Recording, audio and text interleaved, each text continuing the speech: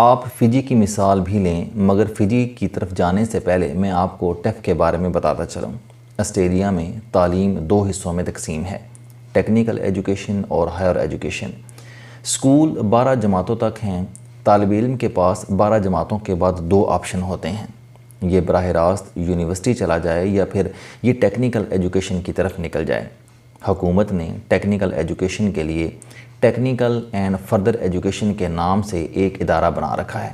یہ ادارہ ملک میں ڈپلومہ کورسز کرواتا ہے۔ حکومت نے ٹیف کو کامیاب بنانے کے لیے ملک بھر میں سرکاری اور پرائیویٹ نوکریوں کے لیے لائسنس لازمی قرار دے دیے ہیں۔ لائسنس کے لیے ڈپلومہ ضروری ہے اور ڈپلومہ کے لیے کورس، اور یہ کورس ٹیف کرواتا ہے۔ آپ فرض کیجئے آپ آسٹریلیا میں کسی کے گھر ٹوٹی ٹھیک کرنے جاتے ہیں۔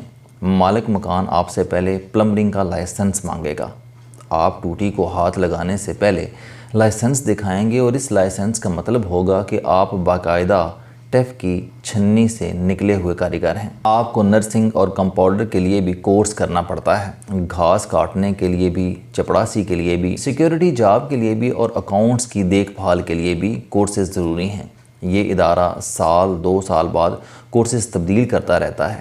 نئے کورس پرانے ورکرز کے لیے بھی لازمی ہوتے ہیں تاکہ پرانے ورکروں کو بھی نئی ٹیکنالوجی سے متعارف کروایا جا سکے۔ آسٹریلیا میں تعمیرات کا سسٹم یورپ سے زیادہ سخت ہے۔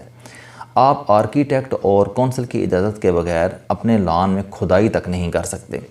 آرکیٹیکٹ مکان بنانے سے پہلے تمام ڈرائنگز کونسل میں جمع کرواتا ہے۔ یہ فائل کی شکل میں ہوتی ہیں، اور اس فائل میں پلمبرنگ، بجلی، کنکریٹ، پینٹ، گیس اور اینٹ کا کام کرنے والے تمام مستریوں کے نام، پتے، ٹیلی فون اور لائسنس کی کاپیاں لگی ہوتی ہیں۔ یہ تمام لوگ 7 سال تک اپنے کام کے ذمہ دار ہوتے ہیں۔ کام میں کسی قسم کی گڑبڑ کے بعد ان لوگوں کے لائسنس منسوخ ہو جاتے ہیں، اور یہ بے روزگاری بھگتنے پر مجبور ہو جاتے ہیں۔ ڈاکٹروں اور انجینئرز کو بھی خود کو اپ ڈیٹ رکھنے کے لیے کورسز کرنا پڑتے ہیں۔ حکومت نوکری اور کام کرنے والے لوگوں کو بھی ڈپلوموں کی سہولت فراہم کرتی ہے۔ ملک بھر میں ہزاروں پرائیویٹ ٹیکنیکل ادارے ہیں۔ یہ ادارے RTO کہلاتے ہیں۔ یہ RTOs ملازمت پیشہ لوگوں کو مفت کورس کی ترغیب دیتے ہیں۔ یہ ورکرز کو کورس کراتے ہیں، سرٹیفکیٹ اور ڈپلومہ جاری کرتے ہیں، اور کورس کے تمام اخراجات حکومت RTOs کو ادا کرتی ہے۔ یہ RTOs بھی آگے چل کر ٹیف سے منسلک ہوتے ہیں۔ چنانچہ اسکول کے بعد آسٹریلین نوجوان کے پاس 2 آپشن ہوتے ہیں: یہ اعلیٰ تعلیم کے لیے یونیورسٹی میں داخلہ لے لیں یا پھر ٹیکنیکل ڈپلومہ کر کے عملی زندگی میں آ جائیں۔ نوجوانوں کی زیادہ تر تعداد دوسرا آپشن پسند کرتی ہے۔ یہ عملی زندگی کو اعلیٰ تعلیم پر فوقیت دیتے ہیں۔ ہم بھی یہ ماڈل کاپی کر سکتے ہیں۔ ہم اسکولوں کو FA یا FSC تک وسیع کریں، 12 جماعتوں کو لازمی قرار دیں، ملک کے ہر بچے کے لیے FA تک تعلیم ضروری ہو، ملک بھر کے تمام کالجوں کو ٹیکنیکل اداروں میں تبدیل کر دیں، اور اسکول کے بعد طالب علموں کو 2 آپشن دیں: یہ براہ راست یونیورسٹی چلے جائیں یا پھر یہ ٹیکنیکل ڈپلومہ کریں۔ ہم ڈپلومہ کو باعزت بنانے کے لیے ان کے نام تبدیل کر دیں۔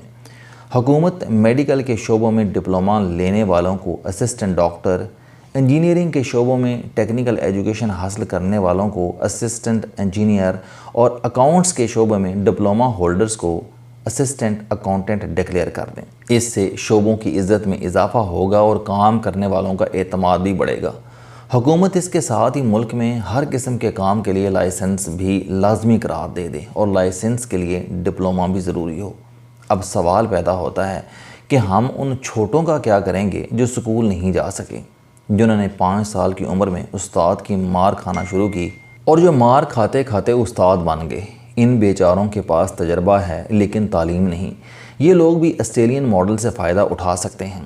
حکومت ملک میں ہزاروں کی تعداد میں RTO بنائے، یہ پرائیویٹ ادارے ہوں، اور یہ ملک بھر کے چھوٹوں کو چھوٹے چھوٹے کورسز کروائیں، انہیں لکھنا پڑھنا اور دستخط کرنا بھی سکھائیں، اور انہیں ٹیکنیکل تعلیم بھی دیں۔ یہ ایک طویل کام ہے، لیکن ہم اگر یہ کام شروع کر دیں تو مجھے یقین ہے کہ ہم 5 سال میں ملک کا سسٹم بدل سکتے ہیں۔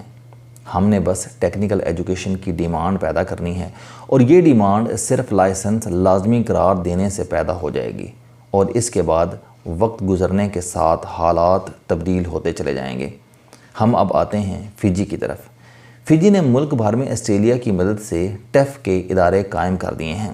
یہ ادارے فجی کے نوجوانوں کو آسٹریلین معیار کے مطابق ٹریننگ دیتے ہیں۔ امتحان بھی ٹیف لیتا ہے۔ یہ ان نوجوانوں کو ڈپلومہ جاری کرتا ہے اور یہ نوجوان ڈپلومہ کی بنیاد پر آسٹریلین شہریت اپلائی کر دیتے ہیں اور یوں یہ باعزت طریقے سے آسٹریلیا پہنچ جاتے ہیں۔ ہم بھی ٹیف کے ساتھ اس قسم کا بندوبست کر سکتے ہیں۔ یہ ملک اور عوام دونوں کے لیے بہتر ہوگا۔ آسٹریلیا میں 2 جولائی کو الیکشن تھے۔ میں جون کا پورا مہینہ آسٹریلیا میں آتا جاتا رہا، لیکن مجھے پورے ملک میں کسی قسم کی الیکشن مہم نظر نہیں آئی۔ بس سڑکوں کے کنارے گرین بیلٹس میں امیدواروں کی تصویروں کے چھوٹے چھوٹے سٹینڈ رکھے تھے اور ان پر صرف 3 لفظ لکھے تھے: ووٹ فار ڈیش۔ ملک میں اس کے علاوہ کسی جگہ کوئی بورڈ، کوئی بینر اور کوئی چاکنگ نہیں تھی۔ تاہم امیدواروں نے اپنے حلقے کے ووٹروں کو خط ضرور لکھے۔ یہ خط پرنٹ شدہ تھے اور ان میں امیدوار نے اپنی سابق کارکردگی بتائی، اپنے مستقبل کے منصوبوں کا حوالہ دیا اور اس کے بعد ووٹ کی اپیل کی تھی۔ میں الیکشن کے دن سڈنی کے مضافات میں لیورپول کے ایک الیکشن سینٹر میں چلا گیا۔ سینٹر کے باہر مختلف امیدواروں کے حامی کھڑے تھے۔ یہ لوگ ووٹروں کو اپنے اپنے امیدواروں کے پمفلٹ پکڑاتے جا رہے تھے۔ میں بھی ووٹروں کی قطار میں کھڑا ہو گیا۔ میں دوسرے ووٹروں کے ساتھ چلتا ہوا اندر داخل ہو گیا۔ مجھ سے کسی نے شناخت پوچھی اور نہ ہی کسی نے مجھے روکا۔ الیکشن کا عملہ اندر ووٹروں سے ان کا نام پوچھتا، ووٹر لسٹ سے نام کی تصدیق کرتا اور انہیں بیلٹ پیپر پکڑا دیتا۔ ووٹر امیدوار کے نام کے سامنے ٹک کرتے اور اپنا ووٹ باکس میں ڈال دیتے۔ بیلٹ باکس گتے کا بنا ہوا تھا اور یہ سیل بھی نہیں تھا۔ میں بوتھ کے اندر پھرتا رہا، مجھے وہاں بھی کسی نے نہیں روکا۔ آسٹریلیا میں ووٹر تمام امیدوار پر ٹک کرنے کا پابند ہے۔ آپ فرض کیجئے کہ ایک حلقے میں 10 امیدوار ہیں۔ ووٹر اپنی ترجیح کے مطابق تمام امیدواروں کے سامنے ٹک کرے گا۔ بیلٹ پیپر کے اوپر پارٹیوں کے نام بھی چھپے ہوتے ہیں۔ ووٹر امیدوار کے بجائے پارٹی پر بھی ٹک کر سکتا ہے۔ یوں یہ ووٹ براہ راست پارٹی کے امیدوار کو چلا جائے گا۔ آسٹریلیا میں ووٹر ٹرن آؤٹ عموماً 94% ہوتا ہے۔ ہم اس بلند ترین ٹرن آؤٹ سے بھی بہت کچھ سیکھ سکتے ہیں۔ آسٹریلیا میں ووٹ لازمی ہے۔ آپ اگر ووٹ کاسٹ نہ کریں تو آپ کو $20 جرمانہ بھی ادا کرنا پڑتا ہے اور الیکشن کمیشن کو ووٹ نہ دینے کی وجہ بھی بتانی پڑتی ہے۔ الیکشن کمیشن اگر مطمئن نہ ہو تو یہ جرمانہ $180 ہو جاتا ہے اور آپ کے خلاف عدالتی کارروائی بھی شروع ہو جاتی ہے۔